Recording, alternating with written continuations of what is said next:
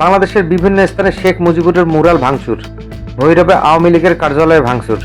ময়মনসিংহ শহরের circuit house সংলগ্ন এলাকায় অবস্থিত শেখ মুজিবুর রহমানের মুরাল ভাঙচুর শুরু করেছে বৈষম্য বিরোধী ছাত্র আন্দোলনের নেতাকর্মীরা। রাত 11:30টার দিকে হাতুড়ি শাবল দিয়ে মুরাল ভাঙচুর শুরু হয়। এই সময় উপস্থিত ছিলেন বৈষম্য বিরোধী ছাত্র আন্দোলনের ময়মনসিংহ জেলা কমিটির সদস্য সচিব আলী হোসেন, জেলা কমিটির মুখপাত্র ফয়সাল ফারনিম, মহানগর কমিটির সদস্য সচিব আল নূর মোহাম্মদ আয়াস, মহানগর কমিটির যুগ্ম আহ্বায়ক নাফিউস রহমান সহ বৈষম্য বিরোধী ছাত্র আন্দোলনের 20 থেকে 25 জন নেতাকর্মী।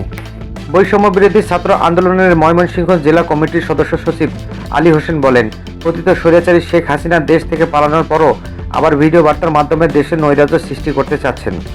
এ অতৎপরতা ছাত্র জনতা মেনে নেবে না। তাদের প্রতীক স্বরূপ ধানমন্ডি 32 নম্বরের মতো ময়মনসিংহের স্বৈরাচারের স্বপ্নদ্রষ্ট শেখ মুজিবুরের ভাস্কর্য ভেঙে ফেলেছে ছাত্র জনতা। অপরদিকে 30 সালে অবস্থিত জাতীয় কবি কাজী নজরুল ইসলাম বিশ্ববিদ্যালয়ে ভেঙে ফেলা হয়েছে বঙ্গবন্ধু হলের মুজিব মুরাল। রাত 11টার দিকে ভাঙচুর শুরু করেন বৈষম্য বিরোধী শিক্ষার্থীরা। এদিকে সুনামগঞ্জ পৌর শহরের 2টি প্রতিষ্ঠানের সামনে থাকা শেখ মুজিবুর রহমানের 2টি মুরাল ভাঙচুর করেছে শিক্ষার্থীরা। প্রত্যক্ষদর্শীরা জানান, রাত 11টার দিকে একদল শিক্ষার্থী পৌর শহরের ঐতিহ্য জাদুঘর প্রাঙ্গণে আসেন। পরে তারা বড় হাতুড়ি দিয়ে সেখানে থাকা শেখ মুজিবুর রহমানের মুরাল ভাঙচুর করেন। এ সময় তারা শেখ হাসিনা ও আওয়ামী লীগকে নিয়ে বিভিন্ন ধরনের স্লোগান দেন। তারা সংখ্যায় 20 থেকে 25 জন ছিলেন। এরপর তারা যান পাশের পৌর ভবন চত্বরে। সেখানে থাকা আরেকটি মুরালে একইভাবে ভাঙচুর করা হয়।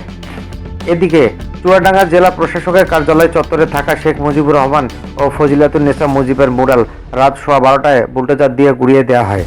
কিশোরগঞ্জে ভৈরবে উপজেলা আওয়ামী লীগের কার্যালয় ও উপজেলা পরিষদের নির্মিত শেখ মুজিবুর রহমানের মুরালে আরও ভাঙচুর চালায় বিক্ষুব্ধ জনতা। বুধবার রাত 11টায় মুরাল ও 10:30টায় দলীয় কার্যালয়ে ভাঙচুরের ঘটনা ঘটে।